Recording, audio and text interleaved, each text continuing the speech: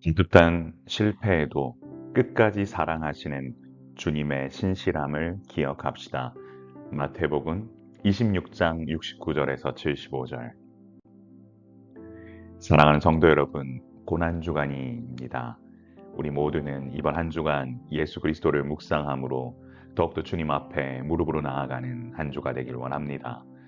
베드로는 예수님의 수제자였습니다. 그는 예수님께서 오늘 밤 닭 울기 전에 네가 나를 3번 부인할 것이다 라는 말에 내가 주와 함께 죽을지언정 주를 부인하지 않겠나이다 라는 말을 했었습니다. 하지만 그의 다짐은 그리 오래가지 못했지요. 예수님께서 끌려가시는 모습을 본 베드로는 대제사장의 바깥들에서 그 장면을 보고 있었습니다. 그 순간 한 여종이 베드로를 향해 예수님과 같이 있었다고 말하자 그는 그 자리에서 바로 부인합니다. 나는 네가 무슨 말을 하는지 알지 못하겠노라. 바로 이와 같이 예수님을 부인하는 이 놀라운 일들을 또한 하고 있는 거죠. 그는 이렇게 한 여종이 내뱉은 진실 앞에서 거짓으로 상황을 모면했습니다. 호언장담이 무너지는 것은 한순간이었습니다. 이처럼 인간의 장담은 위기 앞에서 얼마나 무력한지를 여실히 보여줍니다. 베드로는 주님과 함께 죽겠다고 맹세했으나 보잘것없는 여종의 말 한마디에 자기 정체성을 부인하게 된 것이지요. 사랑하는 성도 여러분, 매 순간 나를 붙드시는 주님의 은혜 아니면 단 한순간도 서 있을 수 없는 연약한 존재가 바로 우리라는 사실을 먼저 알아야 합니다.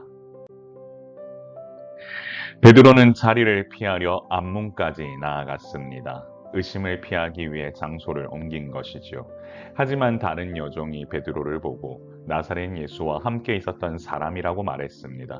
그러자 이번에는 맹세하고 또 부인하며라고 하면서 급기야 갈릴리 방언 억양 때문에 정체가 드러나자 더욱 강하게 주님을 외면하는 그와 같은 얘기를 합니다. 조금 전까지만 해도 식사했던 예수님에 대해 나는 그 사람을 알지 못하노라는 답변으로 상황을 넘어간 것이지요. 그만큼 자신의 상황에 대한 두려움이 더욱 몰려왔기에 이 같은 말을 했던 것입니다. 이처럼 죄는 베드로처럼 주님과의 거리두기를 통하여서 자신의 안위를 찾으려 할 때 다가옵니다. 어쩌면 고난주간 우리가 마주하는 베드로의 모습은 우리의 자화상과도 같습니다. 세상의 압박 속에서 내 이익과 안전을 위해 주님과의 관계를 부정하거나 타협하려고 하진 않는지 여러분 자신을 돌아봐야 할 때입니다. 조금은 곁에서 어떤 사람들이 또 베드로에 대해 이야기했습니다. 베드로를 가리켜 너도 진실로 그 도당이라 내 말소리가 너를 표명한다 하거늘 이란 표현으로 베드로를 압박합니다. 보통 사람을 알아볼 때 가장 확실하게 알아보는 방법은 외모라기보단 목소리지요. 그 사람 특유의 발음, 음의 고저, 그 사람만이 가지고 있는 목소리는 숨기려고 해도 쉽게 숨길 수 없습니다. 앞서 말씀드렸던 대로 갈릴리 방언의 그 특유한 목소리가 베드로를 드러나게 했지만 그는 계속해서 부인하고 있는 거지요. 베드로 곁에 있었던 사람들은 베드로의 목소리로 베드로를 공격했습니다. 그 순간 베드로가 받는 압박감은 이루 말할 수가 없었습니다. 그는 그 자리에서 저주하며 맹세하는 일을 범합니다. 살기 위한 몸부림이었고 또는 그는 다시 한 번 더 나는 그 사람을 알지 못하노라라는 고백으로 예수님께서 베드로에게 하신 그 말씀을 닭 울기 전에 3번 부인할 거라는 그 말을 어떻게 보면 완성하게 되는 결과로 이어지게 된 것입니다. 이처럼 인간은 연약합니다. 연약한 인간이 사는 길은 주님과의 거리두기를 하는 것이 아니라 주님과 거리를 가까이 두는 것입니다. 거리를 가까이 두기 위해서는 우리는 이 순간에도 더욱더 주님을 묵상하고 주님과 함께 동행하고자 하는 마음의 결단이 필요하고 그분과 함께 나아가고자 하는 모습 그리고 나의 연약함을 먼저 인정하는 것이 필요합니다. 베드로는 예수님의 말씀이 생각나 통곡할 수밖에 없었습니다. 닭 울기 전 내가 3번 나를 부인하리라. 주님의 말씀이지요. 그 순간 베드로는 밖으로 나가 심히 통곡했습니다. 그는 모든 것이 한순간에 무너지는 엄청난 자괴감을 느꼈을 겁니다. 이처럼 형편과 상황에 따라 주님과의 관계가 변한다는 사실이 참으로 안타까울 뿐입니다. 사실 다른 제자들은 보이지도 않습니다. 그래도 끝까지 주님 곁을 지키려다 베드로는 이 같은 일을 경험하게 된 것이지요. 사실 주님은 베드로의 부인을 이미 알고 계셨고 그를 위해 기도도 하셨습니다.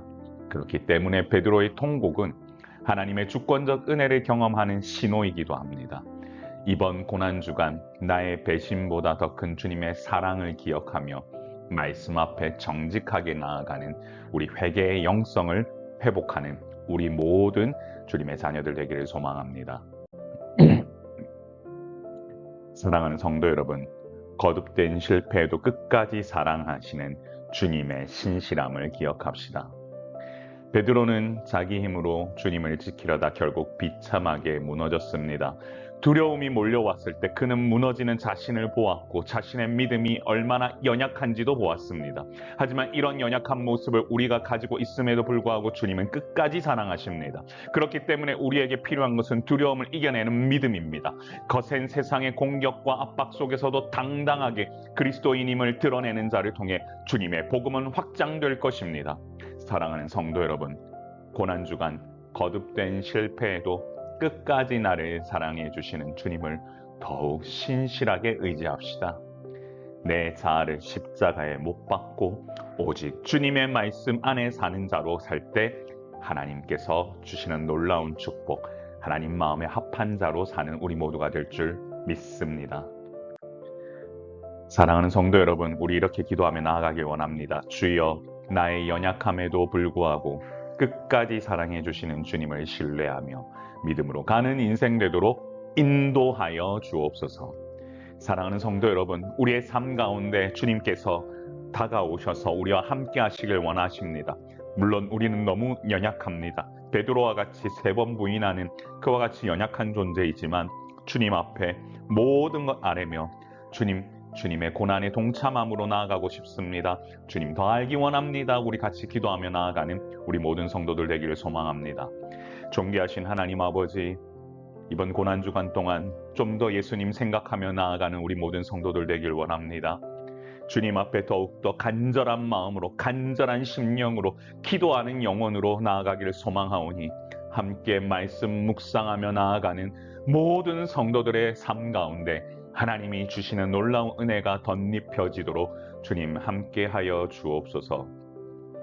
오늘 이 시간도 주께서 부으시는 은혜가 우리 가운데 넘쳐나길 소망하오니 주님 더욱 생각하는 마음으로 나아가는 우리 모두가 되게 하여 주옵소서. 감사드리며 예수님 이름으로 간절히 기도드립니다. 아멘.